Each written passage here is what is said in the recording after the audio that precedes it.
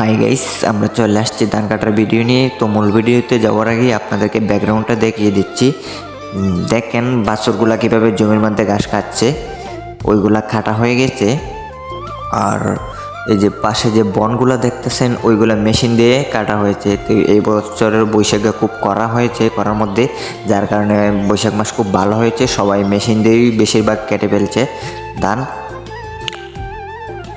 ওই যে এগুলা সবগুলা কাটা হয়েছে। আর সামনে যে গ্রামটা দেখতে পাচ্ছেন ওইটা হলো আমাদের একটা নতুন গ্রাম হয়েছে।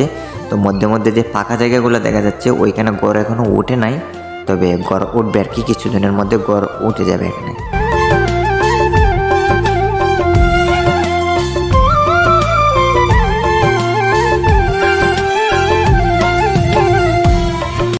গাইস, আমরা চলে আসছি মূল ভিডিওতে। তো দেখেন প্রচণ্ড রোদ্রের মধ্যে ওরা কিভাবে ধান কাটছে। অনেক রোদ হয়েছে ভাই, দেখতে পাচ্ছেন ব্যাকগ্রাউন্ড দেখে কিরকম রোদ উঠেছে। অনেক কষ্ট করে ভাই মাথার ঘাম পায়ে ফেলে আমরা এই সোনালি ফসল ফলাই, কিন্তু অবশেষে দেখা যাচ্ছে যে আমাদের ধানের সঠিক মূল্য পাওয়া যাচ্ছে না।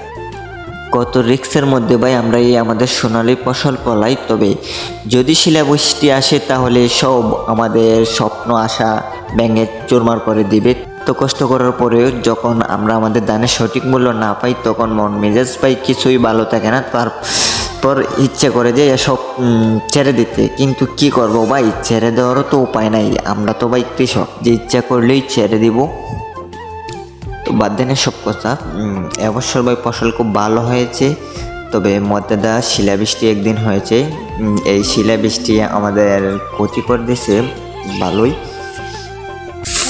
ভালো নাই যাও কিছু শিলাবৃষ্টি দিছে সব মাটি বুঝে আজকে হয়ে গেল বৃষ্টি। আমাদের অর্ধেক ফসল আমরা পাবো। এই যে কেজার মধ্যে অধিকাংশ ধান ঝরে গেছে, এখন আমাদের ক্ষতির সম্ভাবনা বেশি।